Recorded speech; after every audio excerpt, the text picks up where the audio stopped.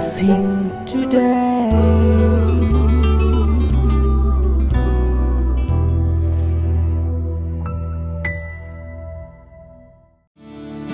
This program is sponsored by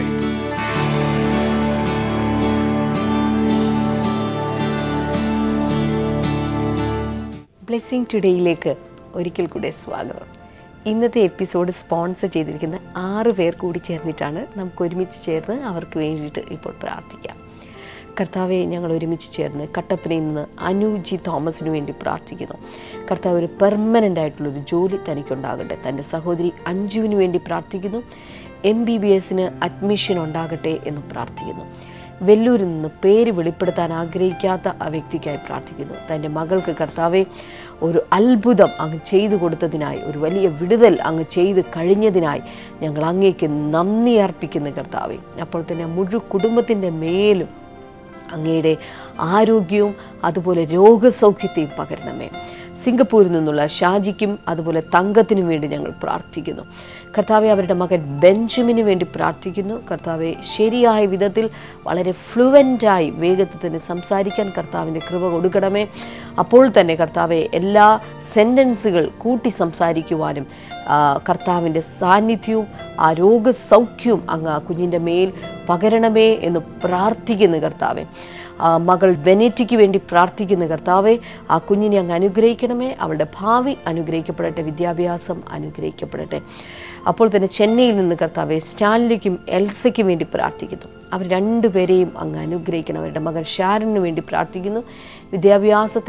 നല്ല വിദ്യാഭ്യാസത്തെ കൊടുക്കണമേ. ആരോഗ്യം ഉണ്ടാകട്ടെ കർത്താവെ. ഒരു 2ാമത്തെ കുഞ്ഞിനു വേണ്ടി പ്രാർത്ഥിക്കുന്നു. കർത്താവ് അത്ഭുതകരമായ വലിയ വഴികൾ തന്നെ അവർക്ക് വേണ്ടി തുറക്കണമേ എന്ന് പ്രാർത്ഥിക്കുന്നു.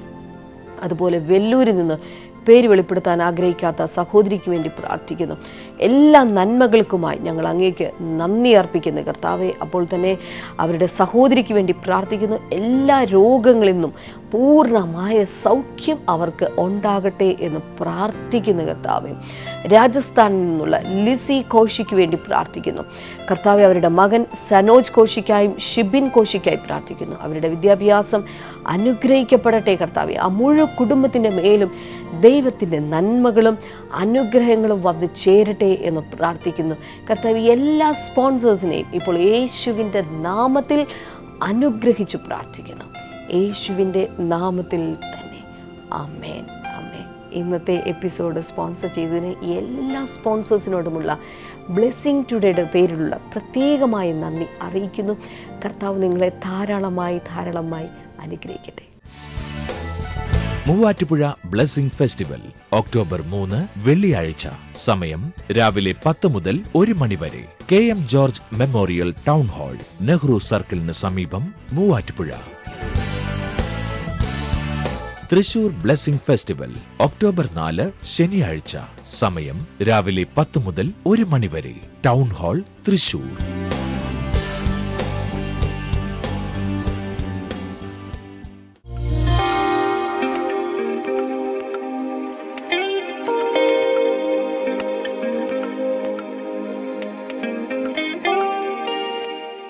ബ്രദർ, ഇത് ഭയങ്കര ദൈവം ഒത്തിരി തൊട്ട ഒരു സാക്ഷ്യമാണ്. ഇദ്ദേഹത്തിൻ്റെ പേര് സുശീലൻ, വണ്ടിപ്പെരിയാറിൽ നിന്ന് വരുന്നു. 3 വർഷങ്ങൾക്ക് മുൻപ് അദ്ദേഹം ഡിഗ്രിയൊക്കെ പരീക്ഷ കഴിഞ്ഞതിന് ശേഷം അദ്ദേഹത്തിന് നടുവിൻ്റെ വേദന തുടങ്ങി. നടുവിൻ്റെ വേദന, ശക്തമായ നടുവിൻ്റെ വേദനയാണ്. നടുവിൻ്റെ വേദന അദ്ദേഹം പറഞ്ഞ രാത്രി കിടക്കുന്ന സമയത്തൊക്കെ ഈ ഒരു ഭാഗത്ത് വേദന തുടങ്ങി, അത് കാലിലോട്ടിറങ്ങി. അദ്ദേഹം പറയുന്നത് തളർന്നു പോകുമോയെന്ന് ഓർത്ത് പേടിച്ച് ഞെട്ടി എഴുന്നേക്കുമായിരുന്നു. അത്രയും ഭീകരമായ വേദന. അദ്ദേഹം പറയുന്നത് ഇദ്ദേഹത്തിന് കുറച്ച് സമയം പോലും ഇരിക്കാൻ പറ്റില്ല.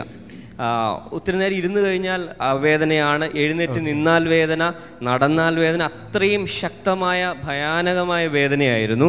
അദ്ദേഹം പറയുന്നു ഒരു പരിധി കൂടുതൽ അദ്ദേഹത്തിന് ബസ്സിന് യാത്ര ചെയ്യാൻ പറ്റൂല.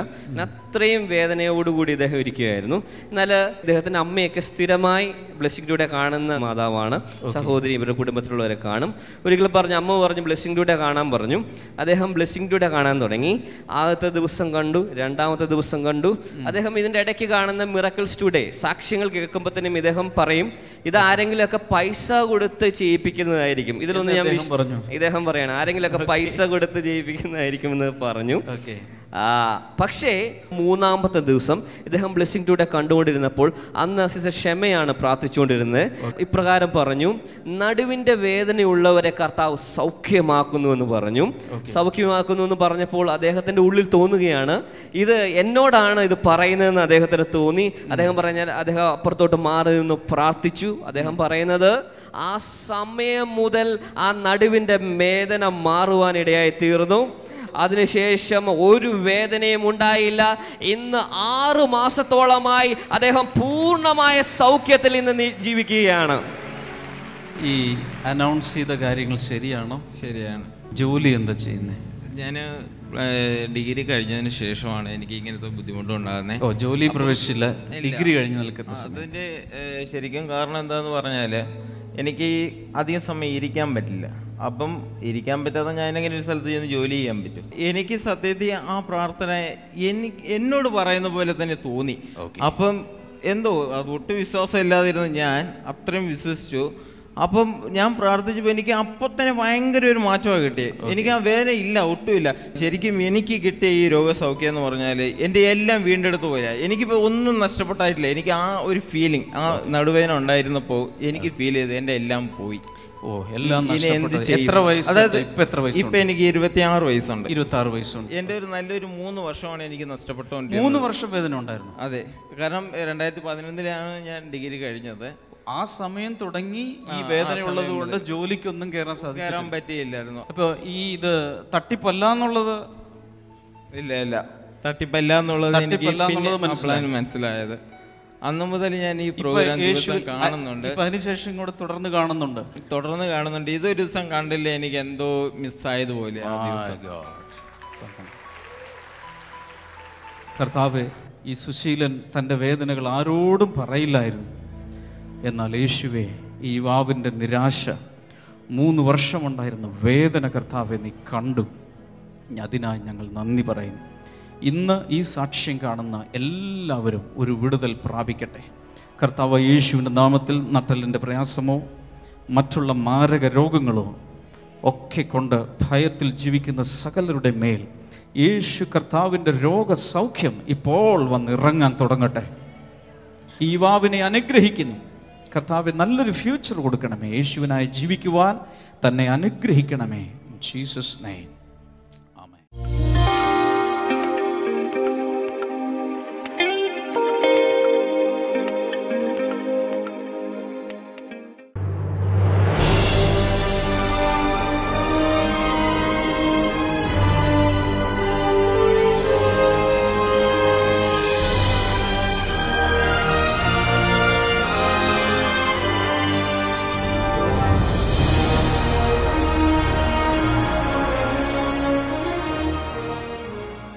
ഞാൻ നിങ്ങളോട് ഇന്ന് സംസാരിക്കുന്നത് living in the marvellous light of God, അല്ലെങ്കിൽ ദൈവത്തിൻ്റെ അത്ഭുത പ്രകാശത്തിൽ ജീവിക്കുക. ആ ഒരു പ്രത്യേക വിഷയമാണ് ഞാൻ നിങ്ങളോട് സംസാരിക്കുന്നത്. മാനസികമായ തകർച്ചകൾ വരുമ്പോൾ ചിലരെന്നോട് പറഞ്ഞിട്ടുണ്ട്, എനിക്ക് ഇരുട്ടിൽ ഇരിക്കാനാണ് ഇഷ്ടം. അങ്ങനെയുള്ള പലർക്കു വേണ്ടി ഞാൻ പ്രാർത്ഥിച്ചിട്ടുണ്ട്. അവർ ഏകാന്തതയിൽ ആരോടും സംസാരിക്കാതെ മുറിക്കകത്ത് സ്വിച്ച് ഓൺ ചെയ്യാതെ, ലൈറ്റിൻ്റെ സ്വിച്ച് ഓൺ ചെയ്യാതെ ഒറ്റയ്ക്ക് തനിയെ ഇരിക്കുകയാണ്. അങ്ങനെയുള്ള പലർക്കു വേണ്ടി നമ്മൾ പ്രാർത്ഥിക്കാറുണ്ട്. പ്രാർത്ഥിക്കുമ്പോൾ അത്ഭുതകരമായ വിടുതലും അവർക്ക് ലഭിക്കാറുണ്ട്. എന്തുകൊണ്ട് അവർ ഇരുളിനെ ഇഷ്ടപ്പെടുന്നു? എന്തുകൊണ്ട് വെളിച്ചം അവർക്ക് ഇഷ്ടമല്ല? ബൈബിൾ പറയുന്നു, ദൈവം വെളിച്ചമാണ്, ദൈവം വെളിച്ചത്തിൽ വസിക്കുന്നവനുമാണ്. എല്ലാവരും ചേർന്ന് പറഞ്ഞ, ദൈവം വെളിച്ചമാണ്. ഉറക്കെ പറയുമ്പോൾ, ദൈവം വെളിച്ചമാണ്. ഹല്ലേലൂയ. അതുകൊണ്ട് ദൈവം വെളിച്ചം ആയതുകൊണ്ട് ഇരുൾ ദൈവത്തിൽ ഇല്ല. ഹല്ലേലൂയ. ദൈവത്തെ സ്നേഹിക്കുന്നവർ വെളിച്ചത്തെ സ്നേഹിക്കുന്നു. നമ്മളിവിടെ ഇരിക്കുന്ന ഈ സ്ഥലത്ത് വെളിച്ചം നന്നായി ലഭിക്കുവാൻ വേണ്ടി ലൈറ്റ് അറേഞ്ച്മെൻറ്റ്സ് ചെയ്തിട്ടുണ്ട്. സ്റ്റേജിലേക്ക് പ്രത്യേകിച്ച് വെളിച്ചങ്ങൾ വെച്ചിട്ടുണ്ട്.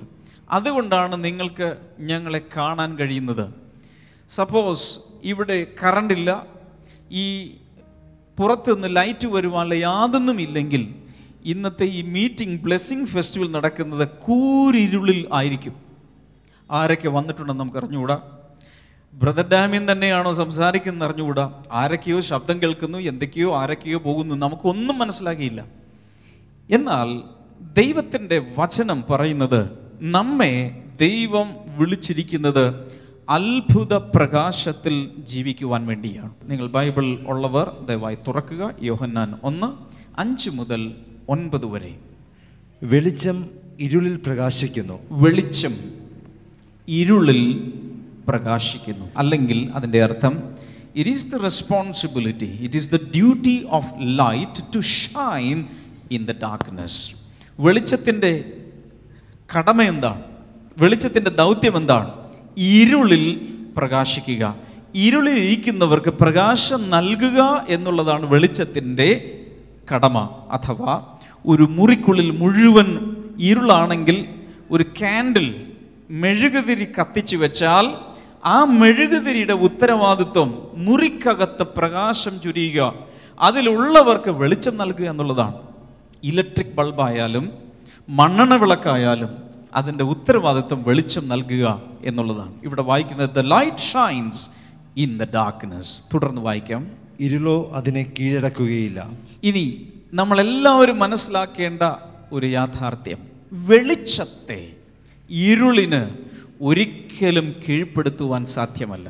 ഞാനിവിടെ നിങ്ങൾക്കൊരു സന്ദേശം നൽകാൻ ആഗ്രഹിക്കുന്നു. നിങ്ങളിൽ ആർക്കെങ്കിലും അല്പമെങ്കിലും യേശുവിൻ്റെ വെളിച്ചം ലഭിച്ചിട്ടുണ്ടെങ്കിൽ, നിങ്ങളുടെ വീട്ടിലുള്ള ആർക്കെങ്കിലുമോ നാട്ടിലുള്ള ആർക്കെങ്കിലുമോ ഏതെങ്കിലും സാത്താന്യ ശക്തികൾക്കോ നിങ്ങളിലെ വെളിച്ചത്തെ പിടിച്ചടക്കുവാൻ സാധ്യമല്ല. കാരണം വെളിച്ചം എന്ന് പറയുന്നത്, പ്രകാശം ഇരുളിനേക്കാൾ ശക്തിയുള്ളതാണ്. വലത്തേക്ക് ഉയർത്തിക്കൊണ്ട് പറയുക, പ്രകാശം ഉറക്കെ ഇരുളിനേക്കാൾ ശക്തിയുള്ളതാണ്. അതുകൊണ്ട് ഇരുളിന് വെളിച്ചത്തെ പിടിച്ചടക്കുവാൻ സാധ്യമല്ല. കൈകൾ അടിച്ച് കർത്താവിന് നന്ദി പറയാം. That is A powerful thing. ഒരിക്കലും ഒരിക്കലും ഒരിക്കലും ഇരുളിന് വെളിച്ചത്തെ കീഴടക്കാൻ സാധ്യമല്ല. ഇനി എന്താണ്? ദൈവം അയച്ച ഒരു മനുഷ്യൻ വന്നു. ദൈവം അയച്ച ഒരു മനുഷ്യൻ ഭൂമിയിലേക്ക് വന്നു. റൈറ്റ്. അദ്ദേഹത്തിന്റെ പേര് യോഹന്നാൻ എന്നായിരുന്നു. അദ്ദേഹത്തിന്റെ പേരാണ് യോഹന്നാൻ സ്നാപകൻ. റൈറ്റ്. അദ്ദേഹം സാക്ഷ്യം വഹിക്കുവാൻ താൻ മുഖേന സകല മനുഷ്യരും വിശ്വസിക്കേണ്ടതിന് ആ വെളിച്ചത്തെക്കുറിച്ച് സാക്ഷ്യം വഹിക്കുവാൻ തന്നെ വന്നു. ഈ യോഹന്നാൻ എന്ന മനുഷ്യൻ, സ്നാപക യോഹന്നാൻ എന്ന മനുഷ്യൻ വന്നത് പ്രത്യേകമായ ഒരു മിഷനോടുകൂടിയാണ്. ആ മിഷൻ അവിടെ പറഞ്ഞിട്ടുണ്ട്. എന്താണ് അവിടെ പറഞ്ഞിരിക്കുന്നത്? വെളിച്ചത്തിന് സാക്ഷ്യം വഹിക്കാൻ വേണ്ടി അവൻ വന്നു. എന്തിനാണ് വെളിച്ചത്തിന് സാക്ഷ്യം വഹിക്കുന്നത്? അവിടെ പറയുന്നത്, വെളിച്ചത്തിന് സാക്ഷ്യം വഹിച്ചാൽ അദ്ദേഹം മുഖാന്തരം, ആ സാക്ഷ്യ നിമിത്തം അനേകർ യേശുവിൽ വിശ്വസിക്കുവാൻ ഇടയാകും. വിശ്വസിച്ചെങ്കിൽ മാത്രമേ നിത്യജീവനുള്ളൂ, രക്ഷയുള്ളൂ. എന്തിനാ യോഹന്നാൻ സ്നാപകൻ വന്നത്? വെളിച്ചത്തിന് സാക്ഷ്യം വഹിക്കുവാൻ. വെളിച്ചത്തിന് സാക്ഷ്യം വഹിക്കുന്നത് എന്തിനു വേണ്ടിയാണ്? അനേകർ അവനിൽ വിശ്വസിക്കുവാൻ. ഒരു നിമിഷം നോക്കാമോ?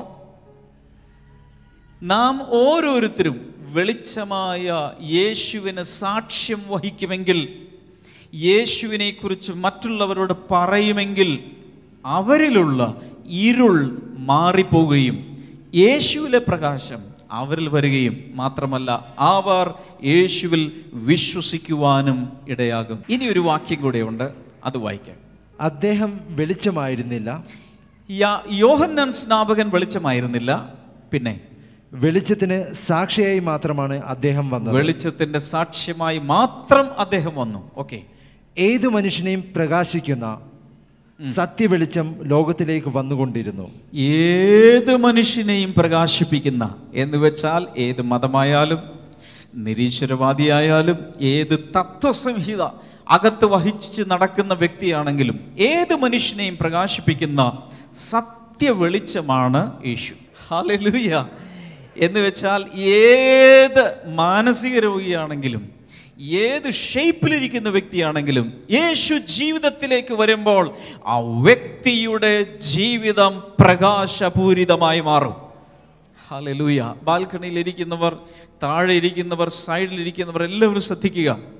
നിങ്ങളുടെ ജീവിതത്തിൽ എവിടെയെങ്കിലും ഒരു കോണിൽ അല്പമെങ്കിലും ഇരുൾ ഉണ്ടെങ്കിൽ യേശുവിൻ്റെ വെളിച്ചം ഇന്ന്, എല്ലാവരും പറഞ്ഞ ഇന്ന് ഉറക്കെ, ഇന്ന് ആ ഇരുളിലേക്ക് യേശുവിൻ്റെ പ്രകാശം വന്ന് ആ ഇരുളിനെ പുറത്താക്കി വെളിച്ചം വന്ന് ആ വ്യക്തിയെ പ്രകാശമുള്ള വ്യക്തിത്വമാക്കി മാറ്റുന്ന ദിവസമാണ് ഈ ബ്ലെസ്സിങ് ഫെസ്റ്റിവലിൻ്റെ ദിവസം.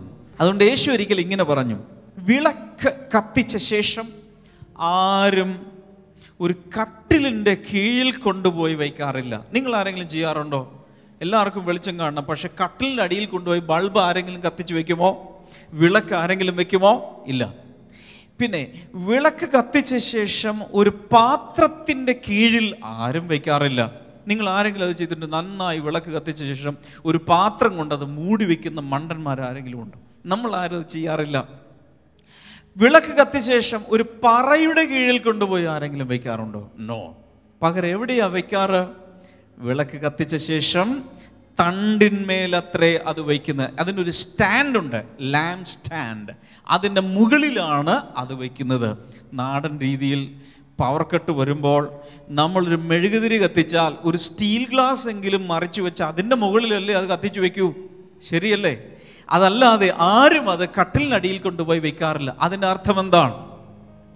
വെളിച്ചത്തിന് ഒരു വലിയ ഉത്തരവാദിത്വമുണ്ട്. ഹല്ലേലൂയ. വെളിച്ചത്തിൻ്റെ ഉത്തരവാദിത്വം എന്താണ്? മറ്റുള്ളവർക്ക് പ്രകാശം കൊടുക്കുക. ഏത് മനുഷ്യനെയും സ്ത്രീയെയും പ്രകാശിപ്പിക്കുന്ന സത്യവെളിച്ചമായ യേശു വന്നുകൊണ്ടിരുന്നു എന്നാണ് അവിടെ യോഹന്നാൻ 1 നമ്മൾ വായിക്കുന്നത്. എന്തുകൊണ്ടാണ് ഇങ്ങനെ പറയുന്നത്? എത്ര പേർ ശ്രദ്ധിക്കുന്നുണ്ട്? വളരെ പ്രധാനപ്പെട്ട ഒരു കാര്യം പറയാൻ പോവുകയാണ്. അടുത്തിരിക്കുന്ന ആളോട് ഒന്ന് പറയുമ്പോൾ പ്രധാനപ്പെട്ട ഒരു കാര്യം കേൾക്കാൻ പോവുകയാണ്. പരിചയമൊന്നും വേണ്ട, അങ്ങ് പറഞ്ഞു. പ്രധാനപ്പെട്ട ഒരു കാര്യം കേൾക്കാൻ പോവുകയാണ്. യോഹന്നാൻ സ്നാപകൻ ശുശ്രൂഷിക്കുന്നതിന് മുൻപ്, യേശു ശുശ്രൂഷിക്കുന്നതിന് മുൻപ് ഏകദേശം 400 വർഷങ്ങൾ ഈ ഭൂമിയിൽ പ്രവാചകന്മാർ ഉണ്ടായിരുന്നില്ല. ശ്രദ്ധിച്ചോ? വലിയ പ്രാസംഗികർ ഉണ്ടായിരുന്നില്ല. വചനം ശക്തമായി പറയുന്ന, വിളിച്ചു പറയുന്ന വ്യക്തികൾ ഉണ്ടായിരുന്നില്ല. എത്ര വർഷമാ? 400ഓളം വർഷങ്ങൾ. അതുകൊണ്ട് ഈ വേദശാസ്ത്രം പഠിക്കുന്ന വ്യക്തികൾ പറയുന്നത് ആ 400 വർഷത്തെ ഇരുണ്ട കാലഘട്ടം എന്നാണ് പറയുന്നത്. നിങ്ങളുടെ കയ്യിൽ പൂർണ്ണമായ ബൈബിൾ ഉണ്ടെങ്കിൽ പുതിയ നിയമം ആരംഭിക്കുന്നത് നിങ്ങൾ മറിച്ച് നോക്കിയാൽ കാണാം, മത്തായി എഴുതിയ സുവിശേഷം. അവിടെയാണ് പുതിയ നിയമം ആരംഭിക്കുന്നത്. എന്നാൽ പഴയ നിയമം അവസാനിക്കുന്നത് എവിടെയാണെന്നറിയാമോ? അതിൻ്റെ തൊട്ട് പുറകിലെ പേജിലേക്ക് നോക്കിയാൽ മലാഖി എന്ന് പറയുന്നൊരു പ്രവാചകന്റെ പുസ്തകത്തിലാണ്. ഇത് തമ്മിൽ ഏകദേശം 400 വർഷത്തെ ഗ്യാപ്പുണ്ട്. ഞാൻ പറയുന്നത് മനസ്സിലാവുന്നുണ്ടോ? 400 വർഷത്തെ ഗ്യാപ്പുണ്ട്. അതുകൊണ്ടാണ് ഈ യോഹന്നാൻ സ്നാപകന്റെ ഈ ശുശ്രൂഷ നടക്കുന്ന കാലയളവിൽ പറയുന്നത്, ലോകം മുഴുവൻ ഇരുളിൽ ആയിരിക്കുമ്പോൾ ഇതാ ഏത് മനുഷ്യനെയും പ്രകാശിപ്പിക്കുന്ന സത്യ വെളിച്ചം ഭൂമിയിലേക്ക് വന്നുകൊണ്ടിരുന്നു. അത് യോഹന്നാൻ സ്നാപകനല്ല, അത് നമ്മുടെ യേശുവാണ്. ഹല്ലേലൂയ. അവനിങ്ങനെ വന്നുകൊണ്ട് പോരാ പോരാ പോരാ ശക്തിയോടെ കൈയടിച്ച് യേശുവിന്, വെളിച്ചമായ യേശുവിന് നന്ദി പറ. ഹല്ലേലൂയ. ഏത് മനുഷ്യനെയും പ്രകാശിപ്പിക്കുന്ന ഒരു വലിയ വെളിച്ചമാണ് യേശു. ആ യേശു വന്നുകൊണ്ടിരിക്കുകയാണ്. വളരെ ഇൻട്രസ്റ്റിംഗ് ആയ വേറെ 1-2 വചനഭാഗങ്ങൾ വായിക്കാൻ പോകുകയാണ്. യേശയ്യാവിൻ്റെ പുസ്തകം, പഴയ നിയമത്തിൽ ബുക്ക് ഓഫ് ഐസായ, യേശയ്യാവിൻ്റെ പുസ്തകം 60-ാം അധ്യായം 1 മുതൽ 3 വരെയുള്ള വചനഭാഗങ്ങൾ. യേശയ്യാവിൻ്റെ പുസ്തകം 60-ാം അധ്യായം 1 മുതൽ 3 വരെയുള്ള വചനഭാഗങ്ങൾ വായിച്ചു കേൾക്കാം. എഴുന്നേറ്റ് പ്രകാശിക്കുക, നിന്റെ പ്രകാശം വന്നിരിക്കുന്നു, യഹോവയുടെ തേജസ്സും നിന്റെ മേൽ ഉദിച്ചിരിക്കുന്നു. ഓക്കെ, വായിച്ചോളൂ. ഇതാ അന്ധകാരം ഭൂമിയെയും കൂരിരുട്ട് ജനതകളെയും മൂടുന്നു.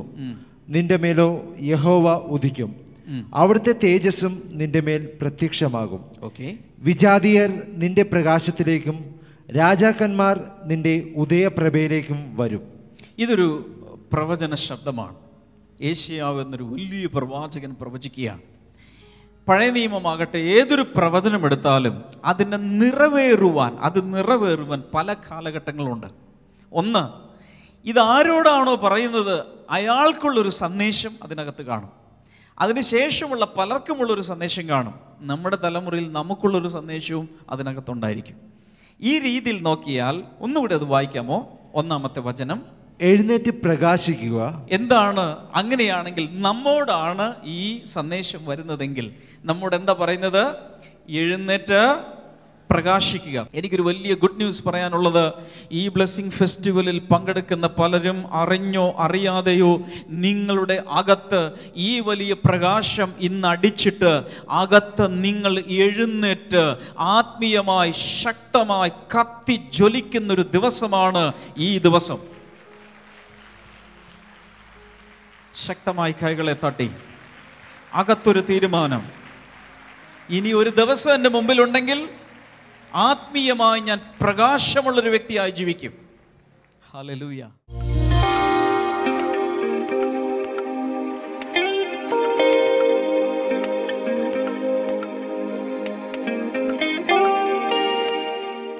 ഇനി നമുക്കൊരുമിച്ച് ചേർന്ന് പ്രാർത്ഥിക്കാം. ഞാൻ പ്രാർത്ഥിക്കുമ്പോൾ ഹൃദയത്തിൽ നിന്ന് നിങ്ങളും എന്നോട് ചേർന്ന് പ്രാർത്ഥിക്കാൻ തുടങ്ങിയാൽ, ഇപ്പോൾ ഞാൻ പറഞ്ഞു തരുന്ന ഈ പ്രാർത്ഥന എന്നോട് ചേർന്ന് ഏറ്റുപറയാൻ തുടങ്ങിയാലും, യേശുവേ, അങ്ങയിൽ ഞാൻ വിശ്വസിക്കുന്നു.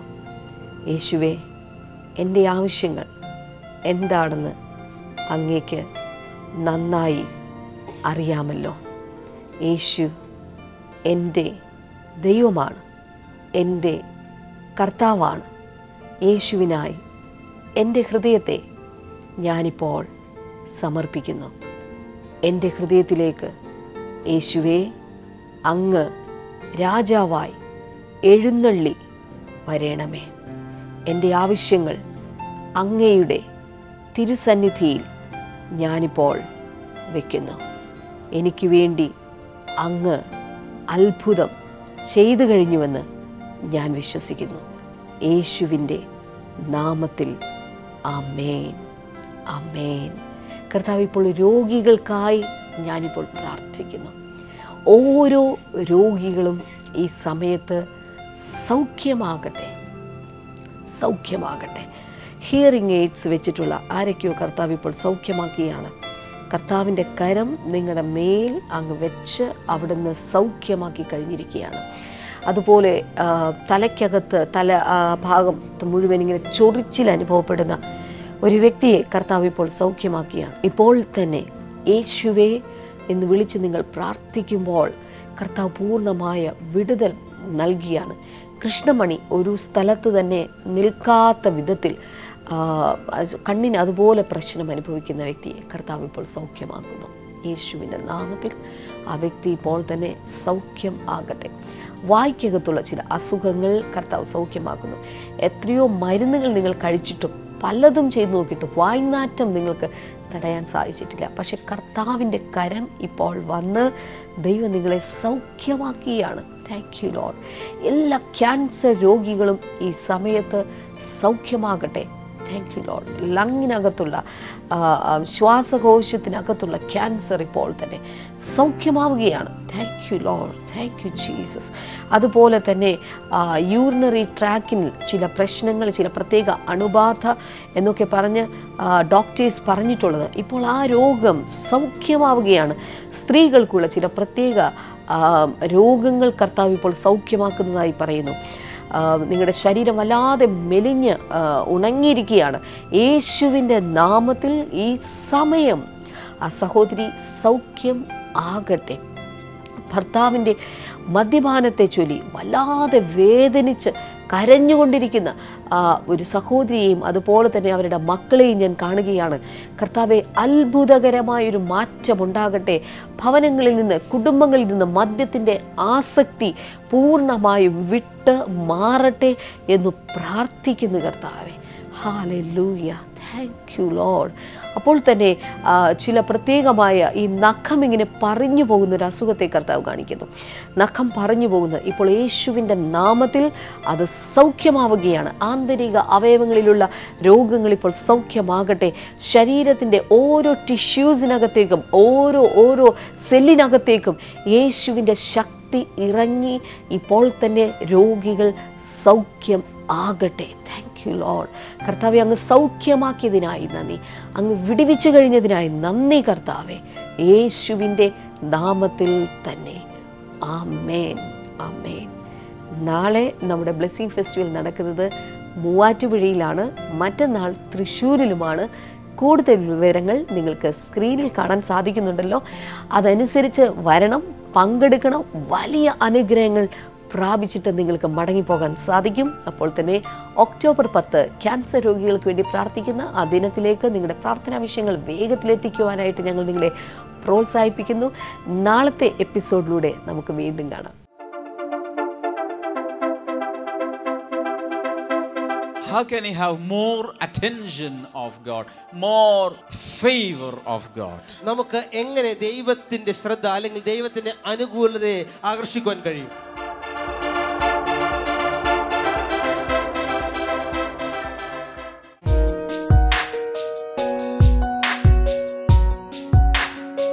Welcome back to Bible and you. ഇന്നത്തെ ചോദ്യം ഇതാണ്: ഞാനൊരു എബ്രായൻ കടലും കരയും ഉണ്ടാക്കിയ സ്വർഗീയ ദൈവത്തെ ഭജിച്ചു വരുന്നു എന്ന് പറഞ്ഞതാര്? Who said, I am a Hebrew and I worship the Lord, the God of heaven, who made the sea and land? Options: A. Yonah, B. Amitada, C. Micaiah, D. Habakkuk.